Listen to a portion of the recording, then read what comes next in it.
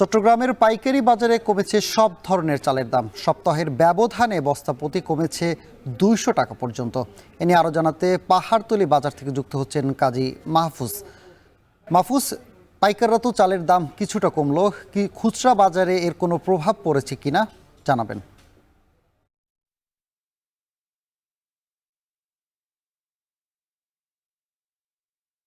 সরকার চাল আমদানির অনুমতি দেওয়ার পরে আমরা দেখেছি দেশের স্থল বন্দর হয়ে ভারত থেকে কিন্তু প্রচুর চাল আমদানি হয়েছে।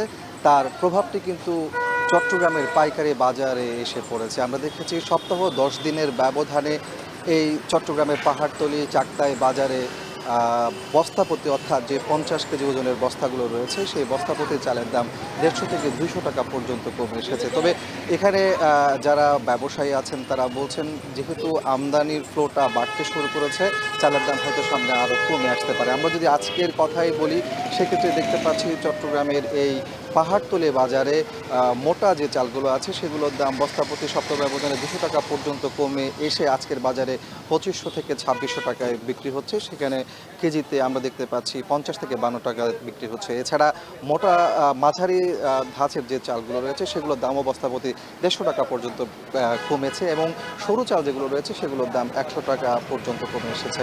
এখানের ব্যবসায়ীদের সাথে আমরা কথা বলেছি, তারা আমাদেরকে জানিয়েছেন যেহেতু সরকার চাল আমদানির অনুমতি দিয়েছে, সেই ফ্লোটি যদি অব্যাহত থাকে সামনে আরও চালের দাম কমে আসতে পারে। তবে দেশীয় যে চাল সেগুলোরও কিন্তু পর্যাপ্ত মজুদ কিন্তু এই পাহাড়তলী এবং চাকতাই বাজারে রয়েছে। তবে আমরা এখানে যারা খুচরা ব্যবসায়ী আছেন এবং ভোক্তা যারা আছেন তাদের সাথে কথা বলেছি।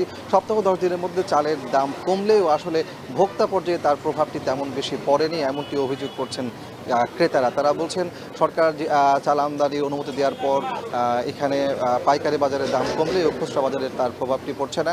এখনও পূর্বের দামে, অর্থাৎ 15-20 দিন আগে তাদেরকে যে দামে চাল কিনতে হয়েছিল সেই একই দামেই চাল কিনতে হচ্ছে। এমন অবস্থায় খুচরা বাজারে যদি মনিটরিং কার্যক্রমটা জোরদার করা যায়, সেক্ষেত্রে হয়তো এই যে চালের দাম কমে আসছে তার সুফলটি ভোক্তা পর্যায়ে গিয়ে পৌঁছবে, এমনটি আশা করছেন ক্রেতারা। তো সব কিছু মিলিয়ে বলা যায় যে এই যে চাল আমদানি শুরু হয়েছে সেটি অব্যাহত থাকলে চালের দাম আরও কমে আসবে এবং খুচরা পর্যায়ে তার প্রভাবটি পড়বে, এমনটি আশা করছেন এখানকার খুচরা ব্যবসায়ী, পাইকার এবং ভোক্তারা। তো এই ছিল আমার কাছে চট্টগ্রামের পাহাড়তলী পাইকারি চালের বাজার থেকে চালের দাম কমার সবশেষ তথ্য। চট্টগ্রামের পাইকারি বাজারে চালের দরদাম জানাচ্ছিলেন সহকর্মী কাজী মাহফুজ। হিমাগারে প্রতি কেজি